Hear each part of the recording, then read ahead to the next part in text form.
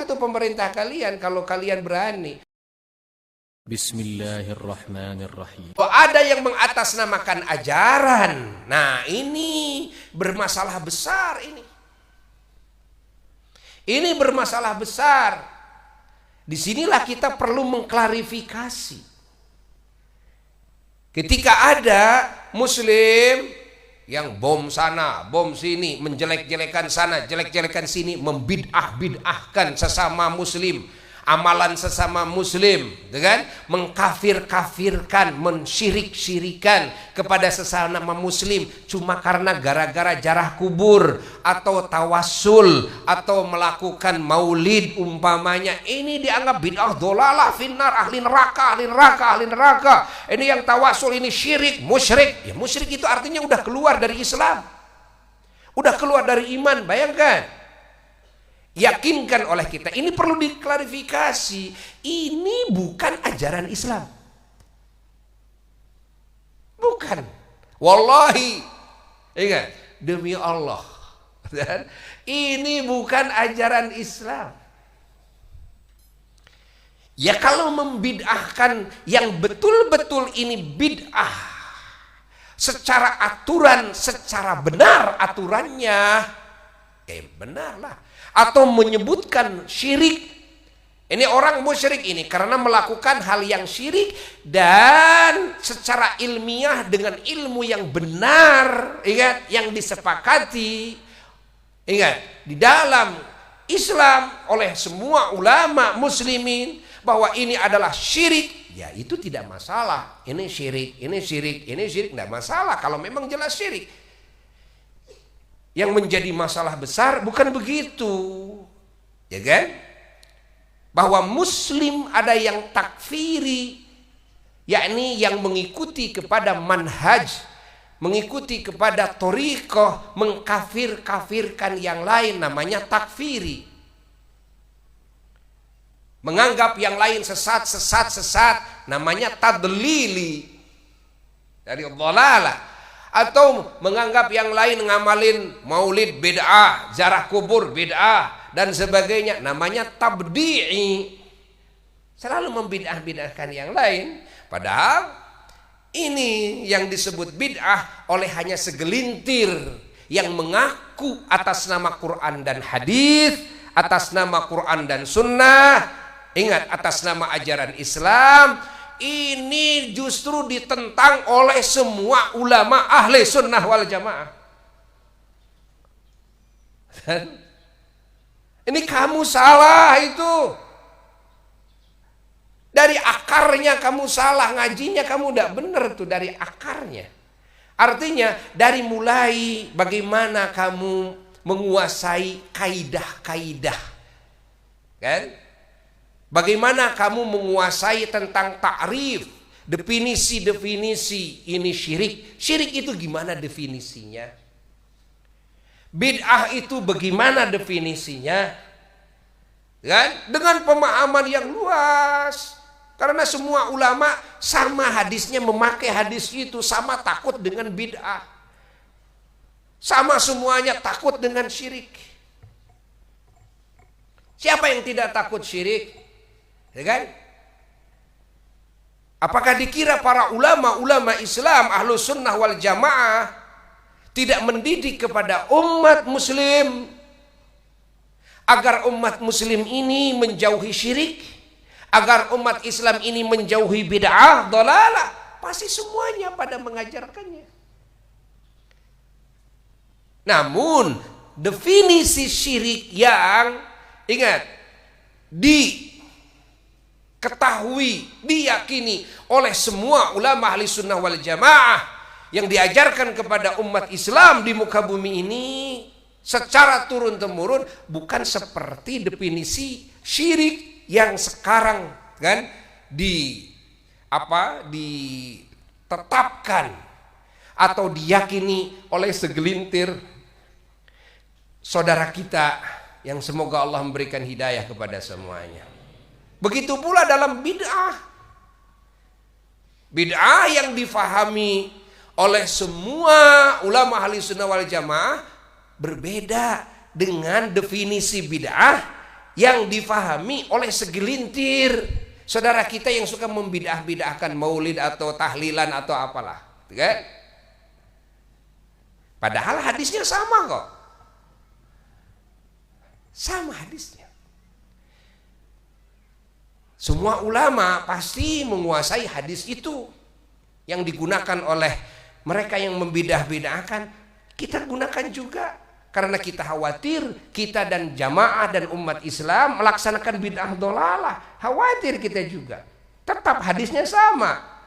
Dan fa inna kulla muhdatsatil umur bid'ah wa inna kulla bid'ah dolalah wa inna kulla dolalah finnar. Apa dikira tidak sama? Hadisnya sama, cuma beda dalam memahami definisi bid'ah ini.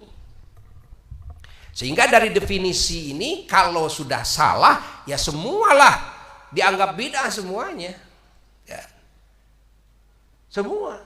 Karena banyak sekali yang tidak ada di zaman Rasulullah Sallallahu Alaihi Wasallam, lalu ada di zaman yang setelahnya. Semakin berganti zaman semakin banyak yang bermunculan ya, di kalangan umat Islam ini perkara-perkara yang memang tidak ada di zaman Rasulullah Sallallahu Alaihi Wasallam. Allah setelah Rasulullah Sallallahu Alaihi Wasallam wafat, itu kan lahirlah apa? Lahirlah penyusunan Quran dengan Quran yang sekarang ini sudah bid'ah. Di zaman Nabi tidak. Setelahnya lagi kesininya lahirlah bagaimana Al-Quran ini dikasih harokat, dikasih tasdid, dan Masya Allah dikasih titik, ya titiknya 2 di bawah, ta titiknya 2 di atas, kan? Qaf jadi ada titiknya, fa jadi ada titiknya, kan? Di zaman Nabi ada sahabat, sebagian sahabat yang nulis tidak ada titiknya. Masya Allah, kan? Di zaman Sayyidina Abu Bakar juga sama. Yang disusun oleh Sayyidina Utsman bin Affan dan Mashaf Utsmani nggak ada titiknya, boro-boro ada harokat fathah, kasroh, dhamma, sukun, nggak ada. Ya? Tapi kan semuanya ahli Quran, nggak pakai titik juga nggak akan terpleset, karena Quran itu bukan di kertas di zaman itu, di dadanya. Dan maknanya sudah dikuasai maknanya, dan sudah diterapkan dalam hidupnya dengan sempurna oleh sahabat. Kan? Hakikat ajaran Quran itu sudah menjadi kehidupannya, sehingga para sahabat itu manusia-manusia Quran semua. Kehidupan sahabat Quran semua. Dan bagaimana bisa terkecoh, kan? Hanya dengan titik atau dengan harakat, tidak membutuhkan itu. Sini-sini lahir harokat, lahir dan sebagainya. Tambah lagi yang tukang menghafal dan sebagainya, kan? Ditambah lagi, dibagi Quran itu, kan? Allah dikasih tanda. Itu semua bid'ah. Tapi kan dilakukan, kan dibacakan oleh semua, kan? Termasuk oleh orang-orang yang membid'ahkan juga itu. Ya enggak? Ya iyalah, itu kan? Iya. Lucu tuh kan. Buya di Makkah, diskusi di sana tentang masalah bid'ah. Mereka menganggap segala hal yang baru yang Nabi tidak contohkan itu bid'ah dhalalah finnar. Oh, itu di Makkah saja kamu sok bid'ahkan tuh imam. Bid'ahkan oleh kamu tuh khatib. Saya sering dengar kok setiap khutbah Jumaah dalam sholawat, sigot sholawatnya tidak seperti yang Nabi lakukan kok. Terus khutbahnya saja tidak meniru Nabi kok. Ya. Nabi dalam khutbahnya kalimatnya Kalian semua ahli hadis tahu tentunya bagaimana khutbah Nabi. Lalu apa yang diucapkan oleh khotib-khotib sekarang? Kan khutbah itu ibadah. Kadang-kadang membahas politik, kadang-kadang bahas itu ini dan sebagainya. Ya kan? Lalu setiap apalagi Ramadan, terus semuanya kan harus berjamaah dengan satu imam. Apakah di zaman Nabi ada sholat tarawih berjamaah dengan satu imam? Tidak, tidak kan? Lalu juga ditambah lagi bacaan Qur'annya satu khotaman, kan? Dalam sebulan satu khotaman Quran. Apakah ada contohnya dari Rasul? Dalam sholat tarawih baca Quran satu khotaman. Lalu tanggal 27 biasanya kan sudah khotam itu. Oh, baca doa panjang sekali. Doa kunutnya panjang sekali. Saya tidak pernah menemukan bahkan dalam sejarah sahabat, tabi'in enggak ada. Yang disebut salaf enggak ada itu. Khotam di tanggal 27. Oh, baca doa panjang sekali doanya. Hah? Sampai cangkel. Kesel, kan? Hah? Ada contohnya dari Nabi. Dia nggak bisa. Ayo bid'ahkan dulu yang ada di tengah-tengah kalian. Bid'ahkan, udah berani mereka membidah-bidahkan. Sebut, anggap sesat aja. Terus masalah foto. Kan foto nggak boleh. Haram. Foto itu haram. Loh, yang bikin aturan sekarang yang membolehkan foto pemerintah kalian. Kan? Saya sebutkan semua ahli neraka gitu. Itu pemerintah Arab Saudi ahli neraka. Kenapa membolehkan foto? Kan foto baru-baru ini kan. Dulunya haram foto itu. Sekarang bahkan dari dulu saja di saat menyebut haram masih banyak foto-foto yang dijual biasa. Di toko-toko. Foto Mekah, foto Madinah, foto itu, foto ini. Lah, ini kan diharamkan katanya foto ini. Foto yang sedang tawaf, foto yang sedang ngecup, dan Hajar Aswad dan sebagainya. Tuh. Nah, jangan sampai nanti membid'ah-bid'ahkan yang di luar negara kalian, atau yang di negara kalian tidak bid'ahkan tuh pemerintah kalian kalau kalian berani. Bid'ahkan tuh khotib-khotibnya, bid'ahkan tuh imam-imam besar di Masjidil Haram, Masjid Nabawi. Itu bid'ah tuh, bid'ah dolalah. Nabi tidak mencontohkan tuh. Kan? Khotam Quran tanggal 27 Ramadan. Baca doa panjang-panjang. Lalu setiap bulan satu khotaman Quran. Adakah contohnya dari Rasul? Ada. Wallahi alfa wallah, 1000 wallah. Nggak ada. Kalau mau ditambah alfu alfi wallah, 1.000.000 wallah. Tetap nggak akan ada. Allah. Maka di sini perlu klarifikasi. Klarifikasi oleh kita umat Islam. Klarifikasi. Ya. Yang mengatasnamakan Quran, yang mengatasnamakan sunnah Rasulullah Sallallahu Alaihi Wasallam, bikin TV sunnah, tapi banyak sekali hal-hal yang menyimpang dengan sunnah. Ingat, membid'ah-bid'ahkan amalan sesama muslim, tapi dirinya sendiri melakukan banyak bid'ah lagi. Kalau memang bid'ah disebut atau kaidahnya atau ta'rifnya, definisinya, pokoknya yang Nabi tidak contohkan itu bid'ah dolalah umpamanya, seperti dalam hadis tadi. Kan? Lalu sahabat mau disebut bid'ah lagi. Sayyidina Umar bin Khattab, ya, mengumpulkan di masjid sholat tarawih dengan satu imam. Nabi tidak contohkan, Sayyidina Abu Bakar tidak. Tapi nggak ada sahabat satupun yang menuding Sayyidina Umar ini melakukan bid'ah dolalah. Padahal sahabat semua tahu loh hadis itu. Justru saking tahunya. Dan adapun yang membidah-bidahkan saking bodohnya. Kalau para sahabat saking tahunya. Datang Sayyidina Utsman bin Affan, adzan Jum'ah ditambah satu lagi jadi dua. Di zaman Nabi tidak, zaman Sayyidina Abu Bakar tidak, zaman Sayyidina Umar tidak, kan? Ayo kamu sebutkan Sayyidina Utsman bin Affan ahli neraka, bid'ah dolalah itu, ya. Innalillah. Jangan menuduh saja kepada yang ada sekarang atau orang-orang kampung. Kalian harus merubah. Jumat itu adanya harus satu kali, kembalikan kepada Nabi. Itu kan Nabi tidak mencontohkan 2 kali adzan Jum'ah. Itu bid'ah dolalah, finnar, di neraka itu. Coba publikasikan Sayyidina Utsman ahli neraka dan semua sahabat yang ada di masa Sayyidina Utsman yang semuanya tidak pernah mengingkari kepada bid'ahnya Sayyidina Utsman. Ketika Sayyidina Utsman menambah adzan 2 kali, semua ahli neraka sahabat itu publikasi oleh kalian. Tidak berani disuruh begitu, tidak berani. Buya suruh begitu, mereka tidak berani. Kenapa kalian tidak berani? Bukankah definisinya sama?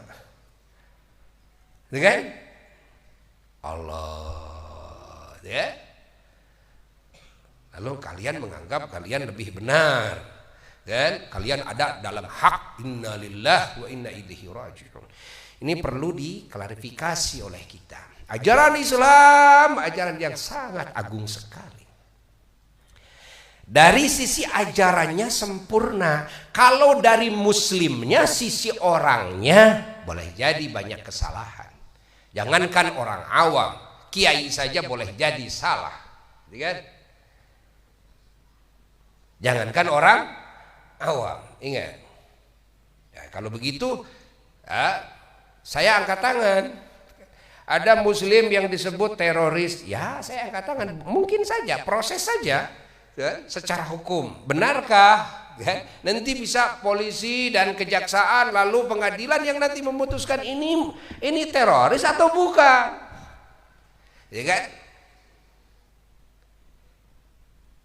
Tidak bisa saya membela bahwa muslim pasti bersih dari sifat teror. Ya, enggak. Mungkin saja muslim bisa saja membunuh, muslim bisa saja melakukan dosa-dosa besar, muslim bisa saja dia punya sifat terorisme. Ya. Tapi ajaran Islam pasti, kan? Pasti bersih dari segala kejelekan sedikit pun. Bersih daripada ketidakbenaran sedikit pun. Bersih daripada cacat sedikit pun. Ajaran Islam, ajaran yang sempurna. Nah, tiba-tiba Buya mendengar di YouTube ada seorang, ya, yang disebut yang ditokohkan, disebut kiai, yang menyebutkan bahwa Islam ini, kan, masih belum sempurna. Innalillah.